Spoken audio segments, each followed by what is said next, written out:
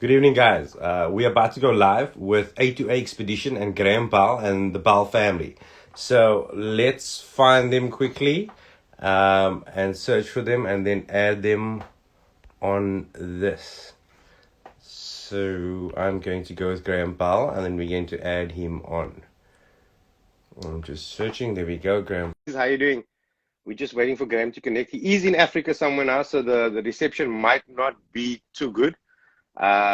So we're waiting for him to connect. It's saying at the bottom, I'm waiting for him to connect. So this is a family. I don't know if you know A2A Expedition. They've been traveling for the last 9 years. There we go. We've got Graeme and Luisa. Good evening, guys. How are you doing? How's it good, Sean? How are you? I'm fine. I'm fine. So firstly, how are you guys? Good. Same as always. Yeah, thank you very much. Thank you very much for accepting the invite to do the interview. We're always just very curious as to what you guys are up to.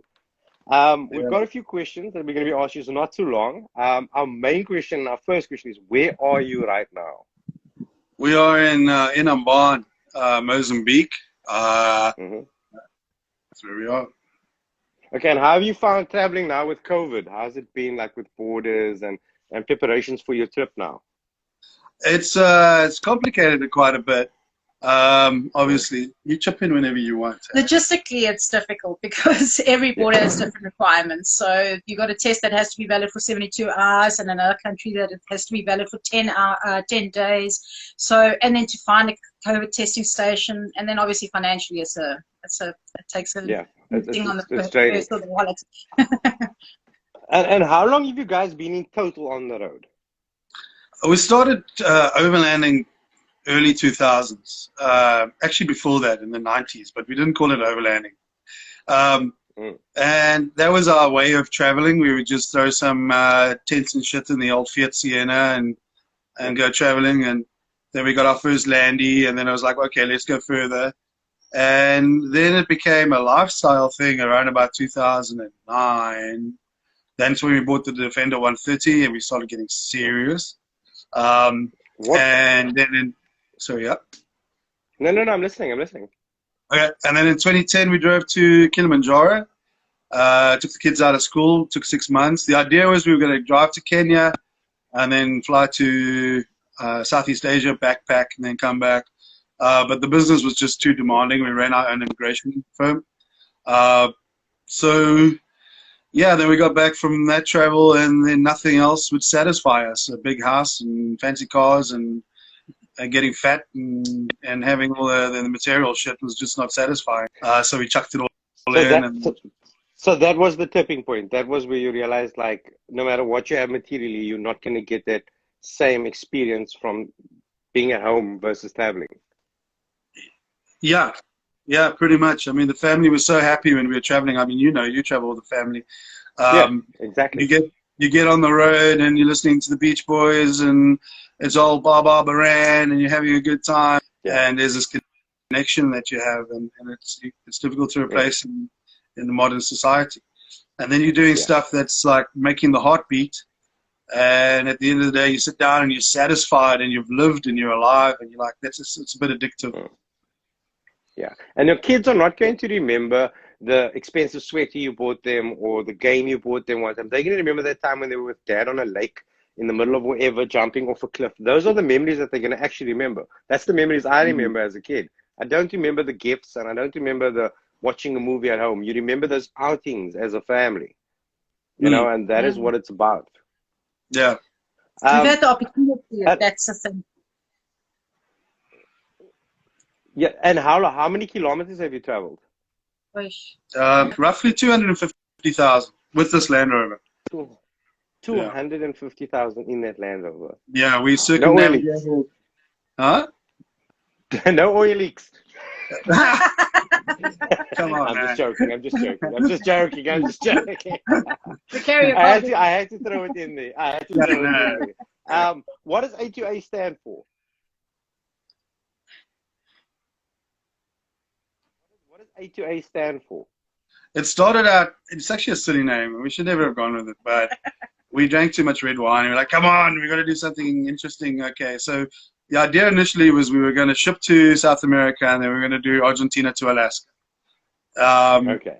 And then we got over there and we landed up circumnavigating the whole freaking continent for 3 years, and then drove from Argentina to Alaska. And then we got there, like, now what? Okay, let's go America to Asia. And then it's like Asia to Africa. And now it's Africa back to Asia. And then it's going to be Asia to Australia. And so we just found a way to keep it going. So just to keep the A going, you're just keeping the A going in it. The A's, man. A's. Yeah. Okay. But now, on a serious note, what was the hardest thing? It's circles, because we travel in circles. So it's A2A. I'm losing you a bit. So, can you hear me? I'm just losing you a bit there. Okay. Did I turn the hotspot off? Just give me 1 second. Give me 1 sec. Yeah. Sorry. The internet's not that fantastic over, yeah, obviously. Much like South African internet. Yeah, so it's A2A, not A2B. It's exactly the same. Yeah, there's not a travel involved. Yeah, but then it's a complete closed circle. We're just losing them a bit, guys. I think the signal's not too strong. Yeah.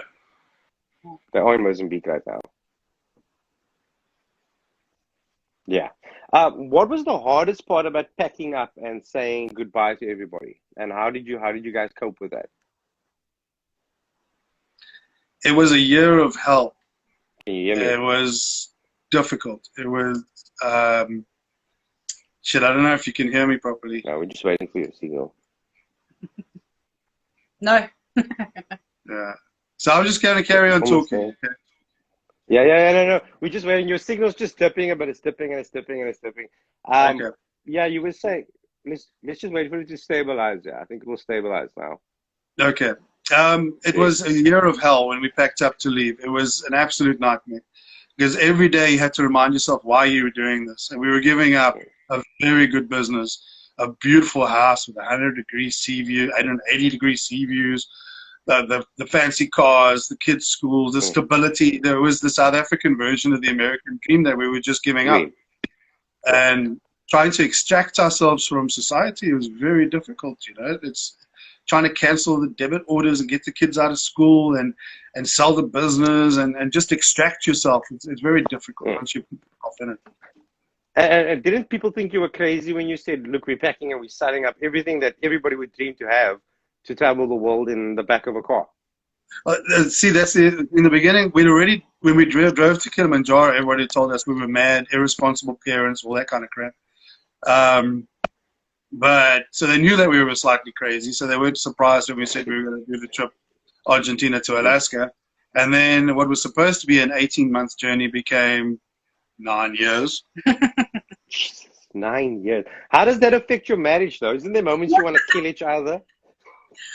I think because we ran the business before we left and we were with each other 24 hours a day anyway, it was easy for us to transition into something like that. You know, a lot of couples that struggle a lot with being together for so long because you get to know each other a lot more than you would like to sometimes. Yeah, and you're in a confined space and all you really see each other and communicate because only the two of you speak English in a lot of the places you are in. And Afrikaans. Yeah. And Afrikaans. And now Portuguese and Spanish. So you have picked up languages along the way. You have. Yeah, of course. I think we use humor a lot to diffuse the situation. We don't let anything build. We give each other shit constantly.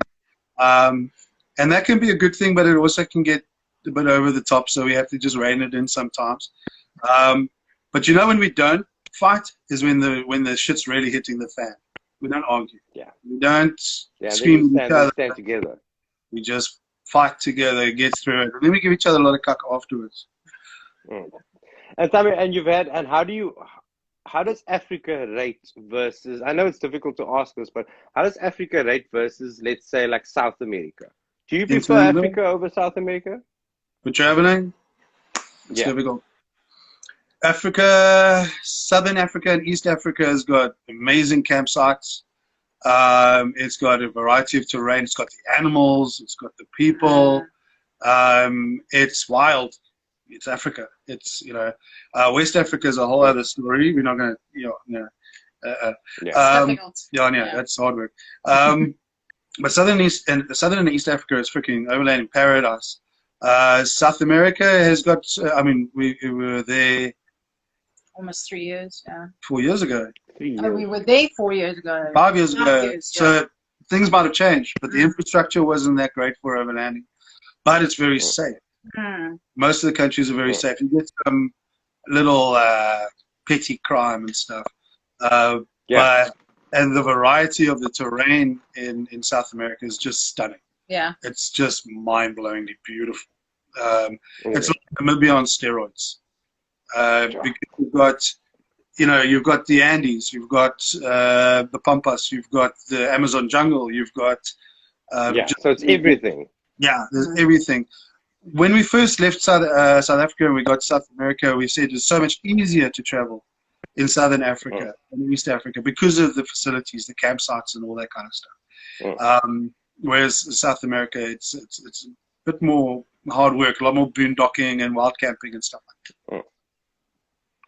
Okay, and if you guys travel, what is the one thing that both of you or individually cannot be without when you are traveling? Our children. I can be without. No, you can be without. You can be without the kids.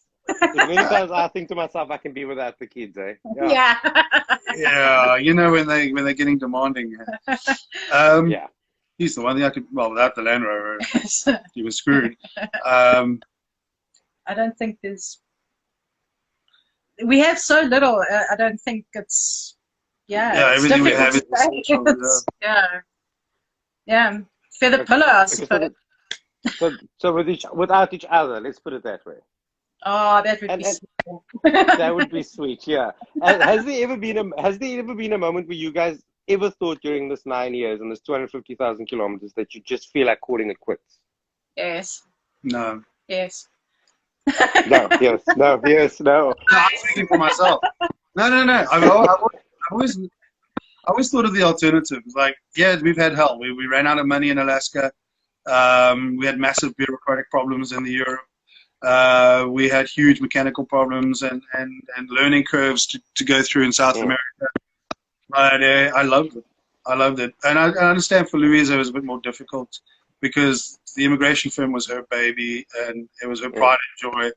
And every time I made her sleep in a gas station surrounded by filthy people, and I made her drive through jungles, and she'd kind of go, I could be lying in my 40,000 Rand bed right now, but instead I'm, shitting it up. Sleeping at a gas station. Yeah. And that's actually a very interesting thing I wanted to ask you. So when you have major breakdowns, right, in random parts of the world, how do you go about repairing the vehicle, and how do you find support? Let's say you're in the middle of South America and wheel breaks off.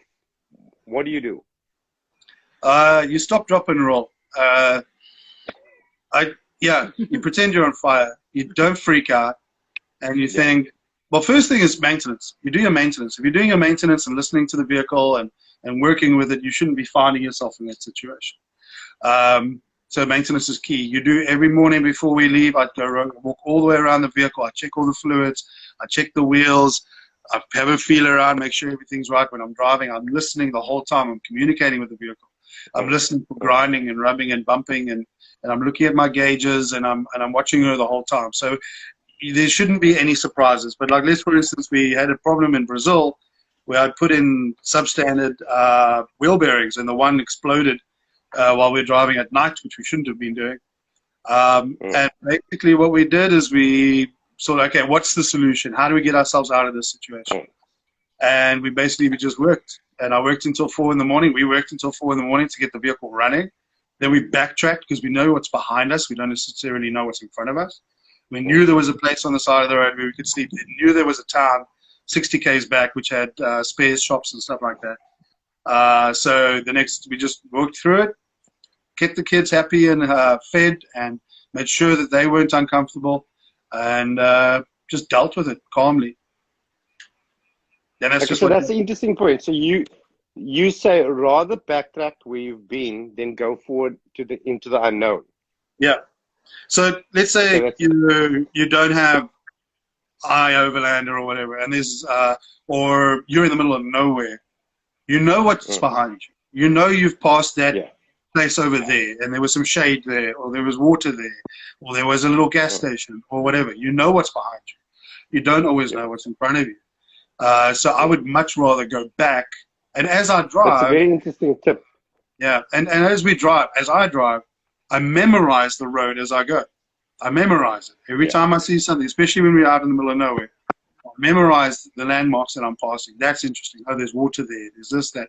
And I don't even do it consciously. I just put it in my little folder at the back here. And then if something happens, I revert back. Okay, what do I do now? Let's go back. Yeah, that's a very interesting point. It's a very interesting thing for me to remember also, because I've of the mindset when something goes wrong, I would want to drive on and get as far away as possible, where actually you should be going back. Yeah. How do you deal on the road with how was it dealing with young kids? It's not now, but when they were much younger, especially for extended times on the road, foreign countries, the kids they never had friends with them. How did you deal with that, and how was it? Well, I think kids are a lot more adaptable. They adapt better than adults do, actually. So they were perfectly fine. They loved it. And South America has a very, the society, the cultural society, they're very family driven. So they played with kids. They met kids all the time. There were no issues with that kids. When we hit the States and that, then it became different. You know, the mobile devices came out and there were no kids around. There were no kids around. All the kids were in the houses or at school. So, yeah. That was very disappointing. Yeah. What we would do is we'd look for camps that had kids. Mm-hmm. And if they were nice kids and they were inclusive, then we would stay. And we'd stay longer just so the kids could play and run and jump and play in the pools and climb the trees and have all the fun. And we would do that often. You know, if we got to camps, it was mainly an adult environment. We wouldn't linger that long. So we're always looking while we're traveling for other kids, for the kids to latch on to. And it was great for them. I mean, they learned languages very quickly. They picked it up very quickly because... Yeah, the kids adapt. They learn quicker than us. Yeah. Keelan eventually became our translator in the beginning, Spanish and Portuguese. They both went to school in Portugal, Jessica for 2 months, Keelan for 1 month. And that was very good for them. But I think in terms of traveling with young kids, it's very important to don't have that mindset, oh, I've got to do this today. I'm going to do 500 Ks. I'm going to knock it out. You know, let's get there, you know, because getting there is part of the journey, you know. So part of the journey, yeah, exactly. Yeah, stop often, keep sugar to a minimum. Mm-hmm. You want fruit, you want nice healthy snacks. Yeah, okay, now and then a bag of chips and a Coke wasn't, you know. But yeah, keep their sugar levels down. Stop every now and then, let them run around, stretch their legs, you know, relax a little bit. I think that's very And the journey, like you said, the journey starts, like I always tell my kids, the journey starts in the driveway when we leave. It doesn't start when we get to the campsite. Yeah. You know, it's all the stops on the way. It's the fun we have. It's the music. The music is a big thing for us. We're always playing music in the car, singing. So that's a big thing. Yeah. You know, and the kids get to see. They get out of their comfort zone also. And me and Dan was talking about that last week and how scary a comfort zone is for a lot of people. You know what I mean? And that's why a lot of people are scared to travel. I've got friends that are scared to travel or explore because they're in such a comfortable space in their life. Yeah. And it's an unknown thing. And traveling can be uncomfortable. Camping can be uncomfortable. You know, but you know what, Graeme, mate? You know what, Graeme? One day we were on our way to a place and we got lost. And my wife got annoyed at me because I just kept on driving. You know, I didn't phone, I didn't look for directions. And we stumbled on the most beautiful campsite next to a river where the kids were jumping off the rocks into a natural lake. And we stumbled on it. And had we had not just driven and explored, we would have never found it. You know, and the kids always, we still have a video. The kids always talk about that day when we found this place in the middle of nowhere. So those are the kind of things that you want to do. You need a plan, but you also you can't plan your whole life out. Otherwise, you're never going to enjoy your life. Yeah, we threw the plan out when we first traveled. Luisa had it all. We were going to have this for breakfast, lunch, and dinner. We're going to stop here, stop here, stop here. And then we came into Mozambique. That was 2010. And in 2 days, I said, "That's it. I'm throwing this schedule out the window. We're gonna plan out the way." Yeah. But Luisa, you do the planning and you do the logistics behind the travel, or do you guys both do it? No, I think you started getting into it now, but generally no. Graeme only knows where we're going. Generally, when I tell him now this is where we're arriving, or we it's close to the town that we're going to. And she always tells me important shit while I'm drinking a beer. So then When you're like, I told you. And I'm like, no, you didn't. She said, oh, I definitely told you. you don't remember. But how do you plan it from the road with such bad cell phone signal and without being able to phone into embassies and that? How do you plan it logistically while you're on the road? Well, when there is good internet, I do a lot of research going ahead, so I don't have to deal with shitty Wi-Fi when, you know, so I'm pretty organized that way. But, you know, you take it day by day and you get information on the road as well. So internet's great to keep in touch and that, but not all the information is always online. It's on the ground. Exactly. That's important. Like Stuff from the locals. And Lee, driving to Russia, we just say, okay, which countries do we need visas for? Yeah. And I'm like, okay, we'll figure it out along the way. Yeah. Because they might say you have to apply in your country of residence, but then you've got 3 months to get there. Yeah. That's impossible. And what happens if you take longer? Yeah, exactly. And there's no way we're going to get to Azerbaijan in 3 months. 3 months. Yeah. So Exactly. you rock up and you plead your case and you smile nicely and you show your passport and you say, this is what we do, and you just make it happen. Yeah. And how long do you still have left on the road now? What? That's a weird question. No. I mean, what is your estimated arrival date? Where? What Vladislav? Vladivostok. Vladislavstok. Yeah, Vladislavstok. I was reading it last night. He's already had the beer. Yeah, he's already. We have no set dates. It could take us 2 years. Yeah. It could take us 3 years. It could take us 18 months. Okay. Yeah. We'll see what the road is, what it's like. So if you find a place you love, you stay there longer than you anticipated staying.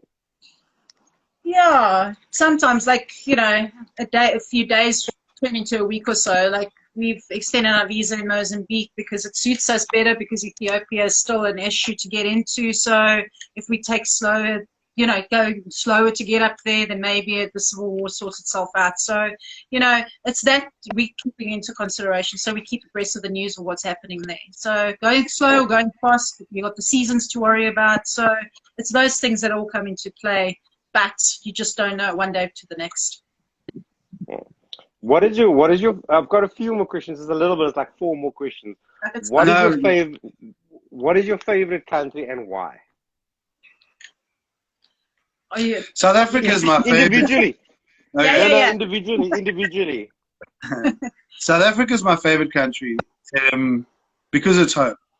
The food and the people, and it's so fucking beautiful. People don't understand what you got in South Africa.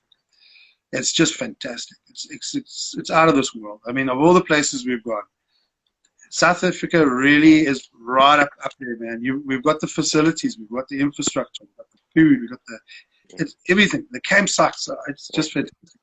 The campsites, we have the campsites. Yeah, for sure. So outside South Africa, I would say Turkey. It's Turkey, Morocco, Argentina. Yeah. Brazil. But in my first... everything. I can tell you which countries are not on my top of my list. Yeah. And you, what's your favorite? Okay, then that brings... Hey? What's your favorite, Luisa? No, I agree with him. It's difficult. South Africa has got everything that should make it is a very big touring destination for a lot of people.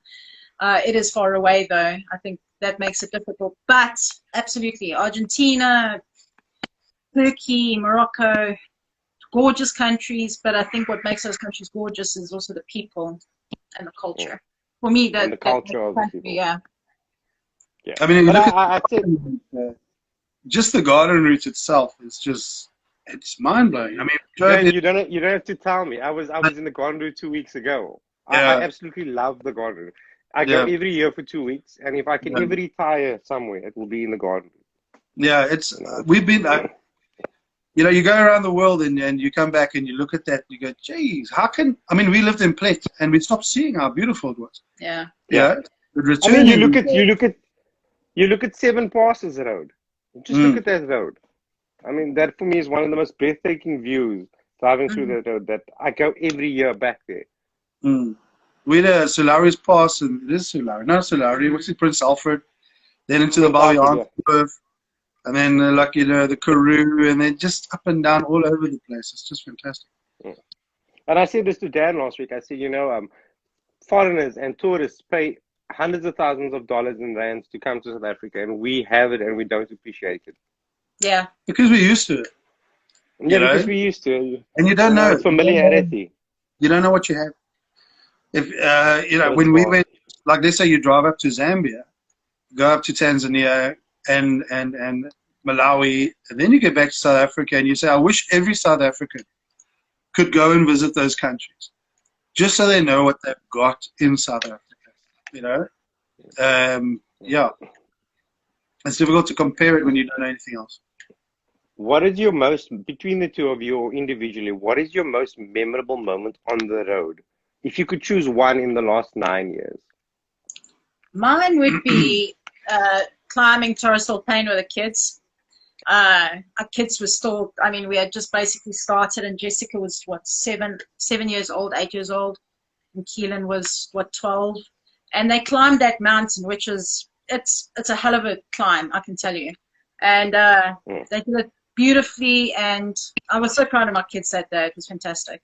And my son ran down the damn mountain without shoes on, barefoot like a hobbit.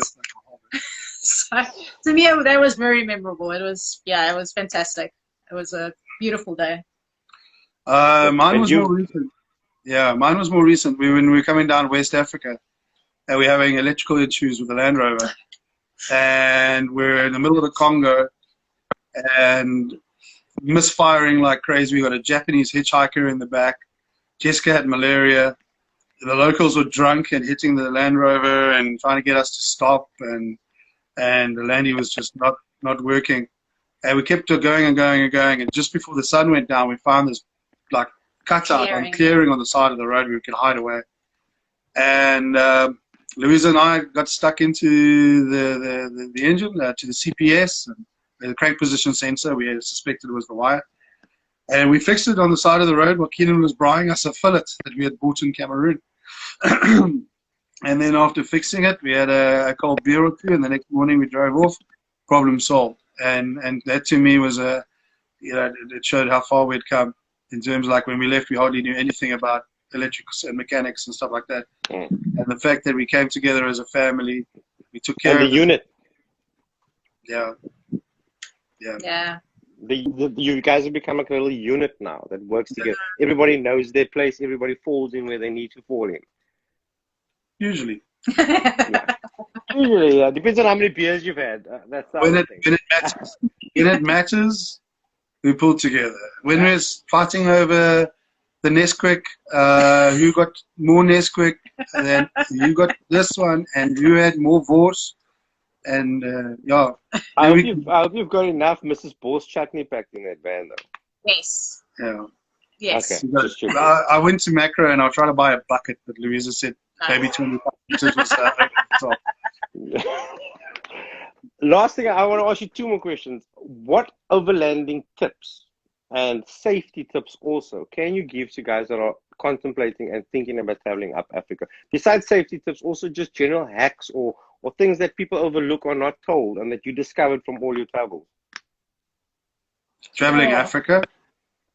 Oh, traveling. No. I think the question was traveling Africa. Specifically Africa. Traveling Africa, yeah. Yeah, I would say the number one problem in Africa is health. Right? You've got the malaria.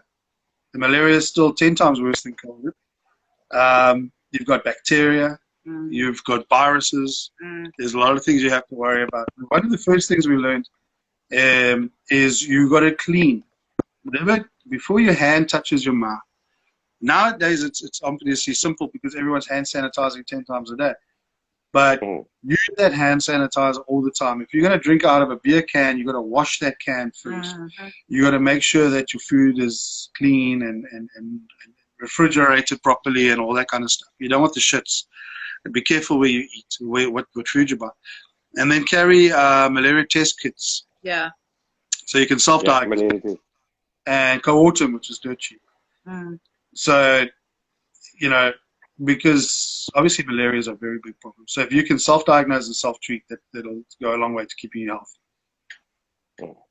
No. And then and DIY hacks, things that's like little Addis boxes or what is it? A good quick DIY hack. I know I'm asking a silly question, but for me that's a big thing because a lot of guys, I said this to Dan last week or so, a lot of guys are pushed in the direction of buying expensive equipment all the time. And when you look at the overlanders like you guys that really tour, you actually shy away from all that expensive equipment.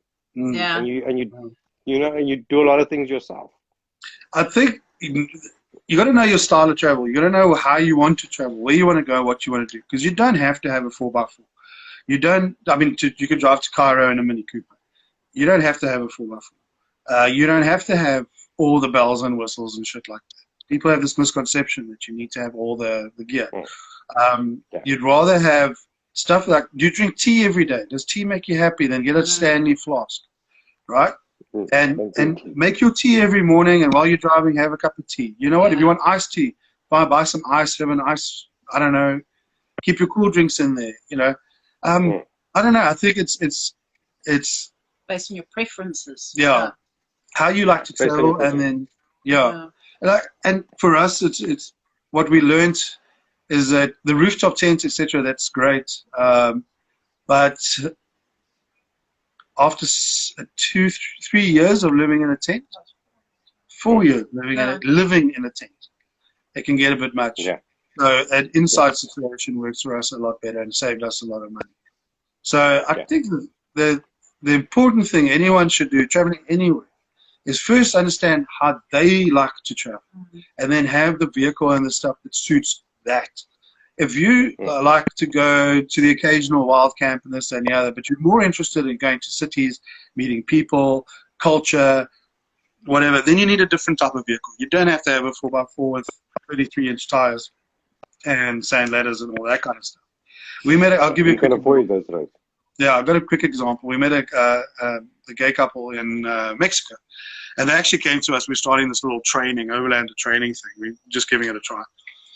And they showed up in this Toyota Land Cruiser, 37-inch tires, rooftop. They were both about 4'2", and they had a rooftop they couldn't even get up to. They had all the bells and whistles and all the gear. They had blenders and high heels and disco balls and all kinds of coffee machines and everything. Yeah, everything in there. And I was like, "You guys are doing this wrong." After speaking to them for a couple of days and getting to know them, I was like, "You've got it wrong. You've got it wrong. You need to go back to the States, sell that Land Cruiser, buy yourself a van, get it comfortable inside, and that's how you should travel." And I was right. I was right, because they went to all the cities. They met up with the gay community, and they partied, and they loved it, and they had a wonderful time. But they were stuck with the wrong vehicle. They couldn't sleep in the vehicle.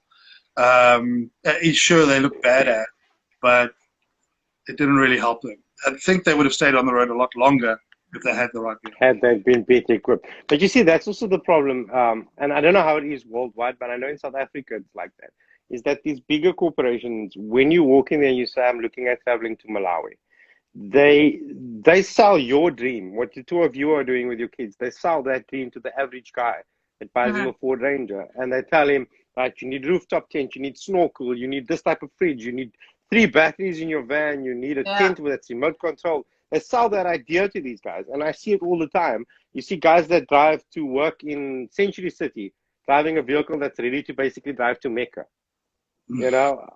And then the guy's never been out of the Western Cape. He goes to camp at Brandvlei Dam or something. And I think people need to research that more and understand that. And that's something that I've picked up now with Dan and with you guys and a lot of the other overlanders. You guys, there's another couple I follow in Portugal also. Unique Life, I think it's called. You guys live very basic. You don't buy a special bowl that folds into another bowl. You'll buy the cheapest bowl you can find. Or the best bowl we can find. Yeah, or the best bowl you can find. Anyway, the last thing I want to say is I'm not going to keep you up. We've been on for 35 minutes already. That's fine. Thank you.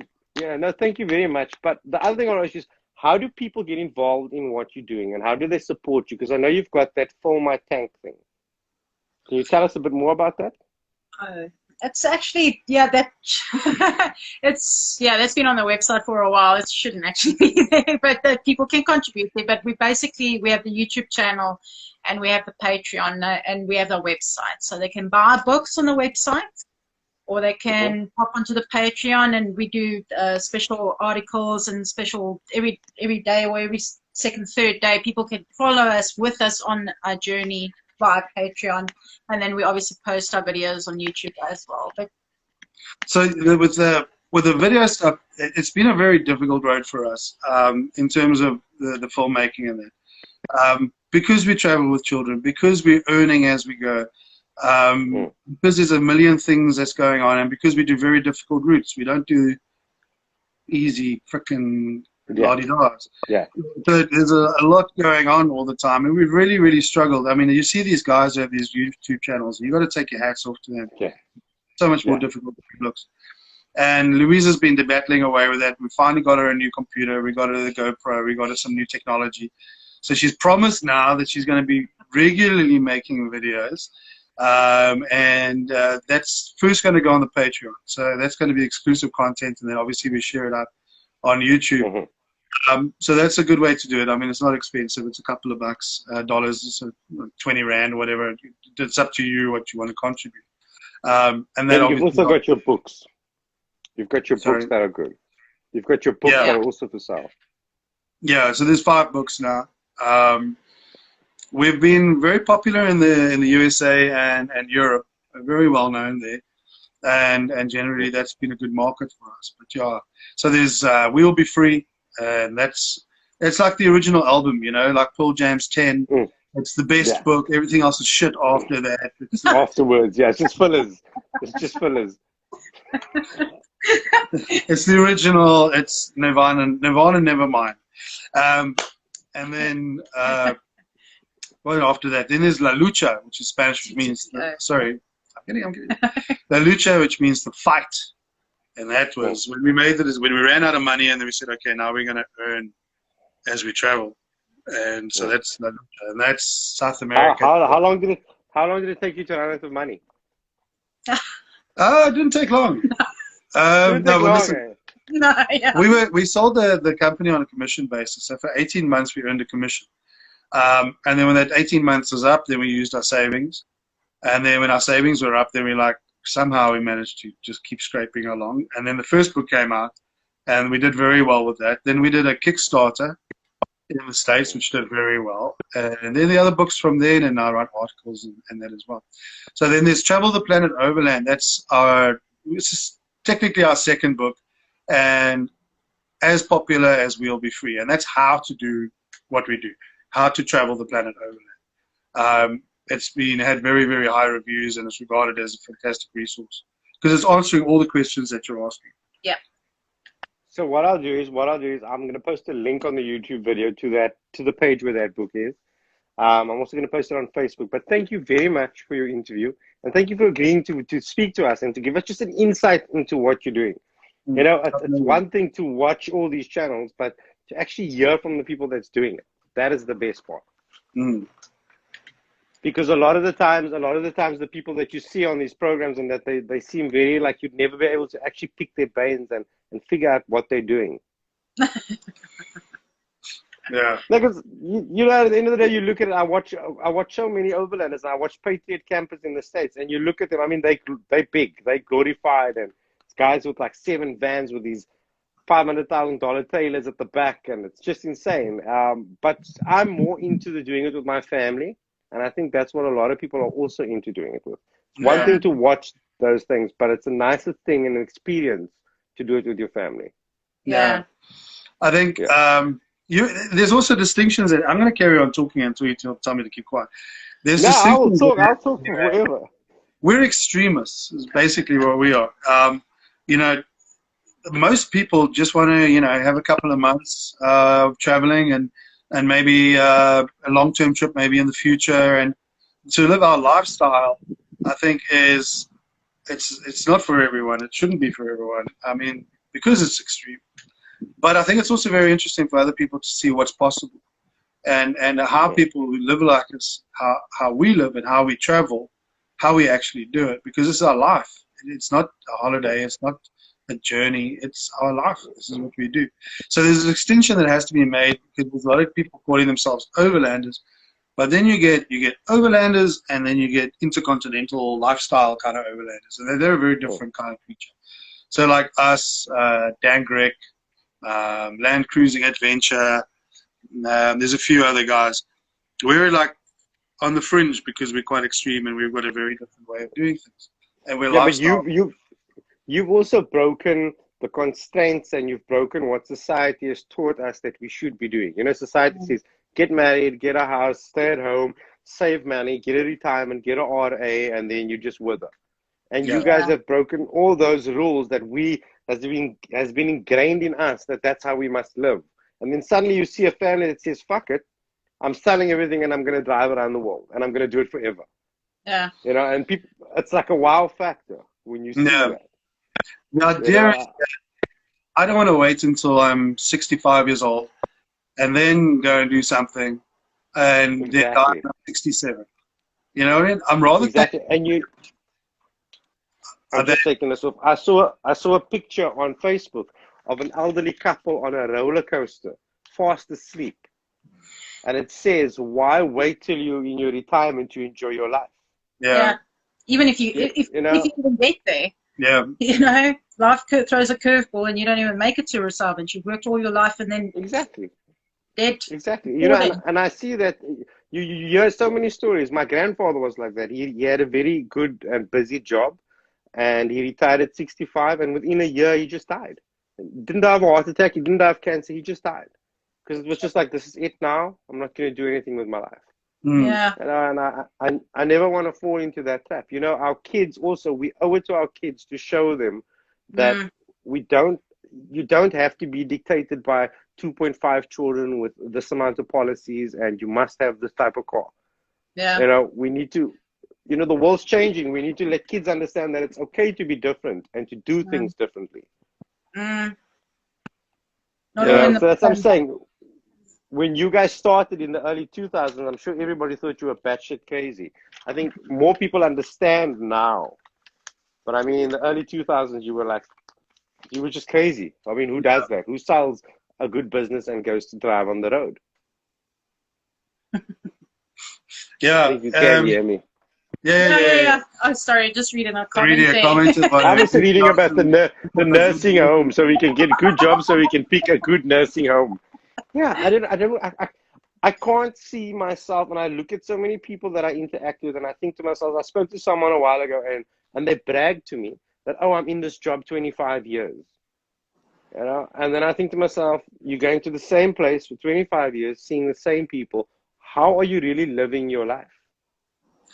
I think if you find your passion in life, like I wanted to be a writer, I wanted to be an artist when I was younger, and I never had the opportunity. Guess what? I'm a writer now. Not much of an artist, but anyway. But if you find your passion, if you really want to build aeroplanes, and that's your love, and you find your passion, and I think that's to me is the greatest thing on earth. If you can find that passion and you can live that passion. We found our passion is traveling and writing and exploring and living like we do. That's our passion. So that's why we're in it, and we're in it for the long haul. But yeah, I think that's the important thing in life. It's like, yes, you can have all the money in the world. You can have a great house and a great car and a 9 to 5. If that fulfills you, if you're doing what makes you happy, then go for it. Absolutely. I think that's my point. Graeme, we need people like you to show people, and this is my whole thing. A lot of people want to travel. A lot of people want to be a photographer or an artist, or they've had dreams of doing something.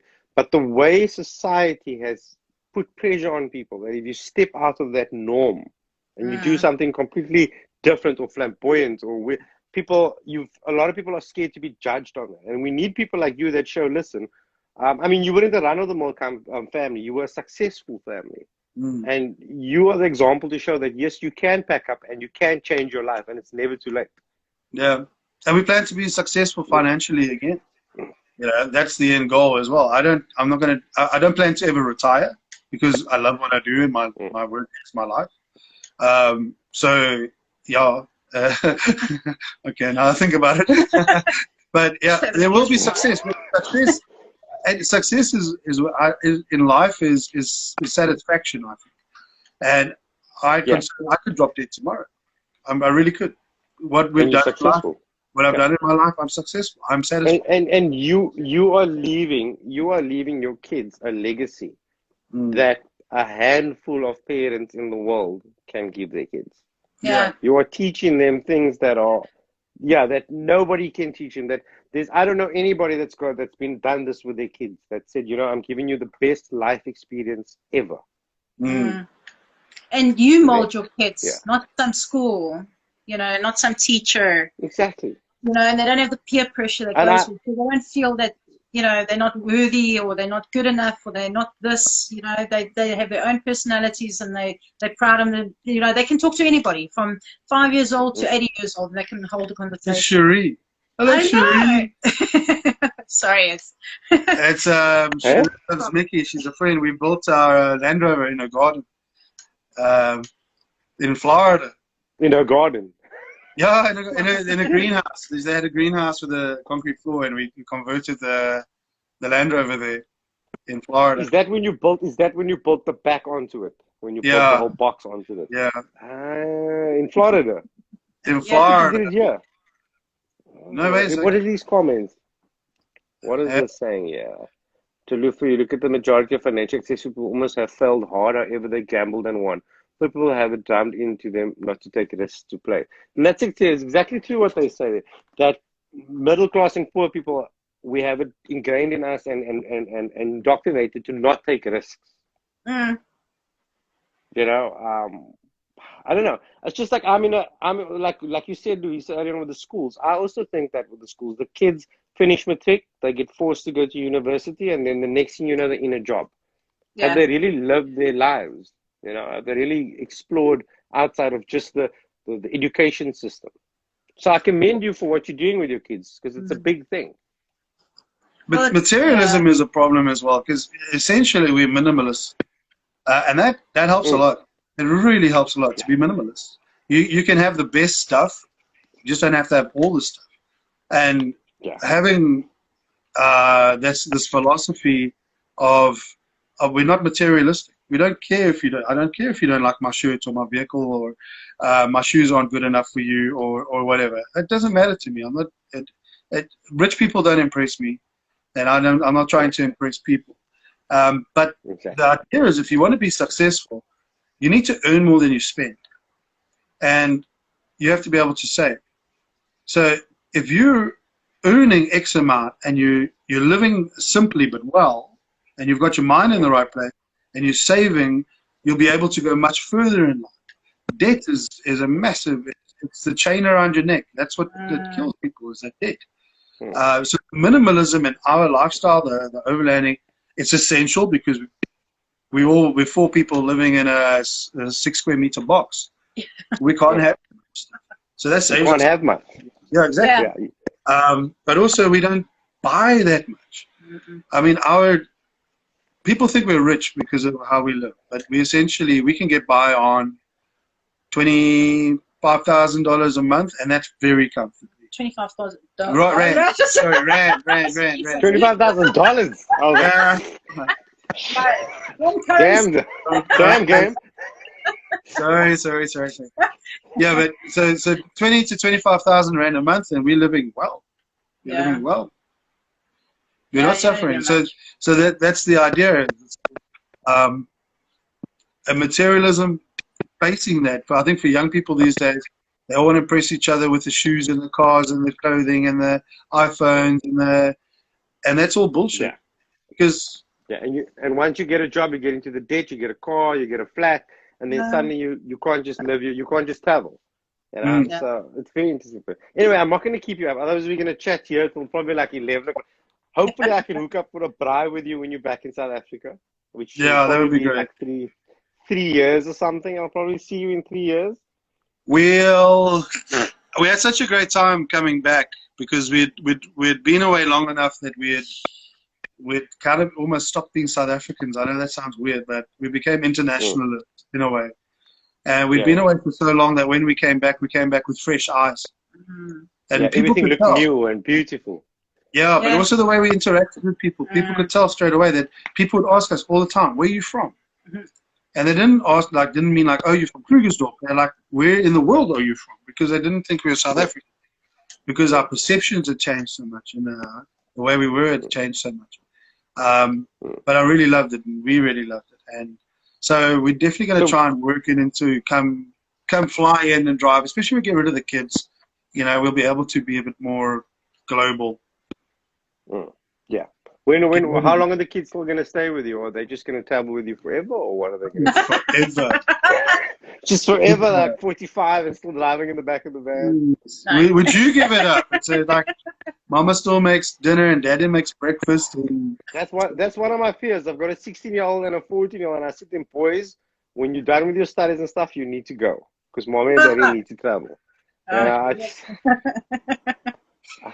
My eldest son wants to move to Botswana though. He wants to work with animals in Botswana, so he's working towards that now. So at least I'll be able to visit him there. And at least he wants to do something. He knows what he wants to do. It's good. Yeah, And that's a good life.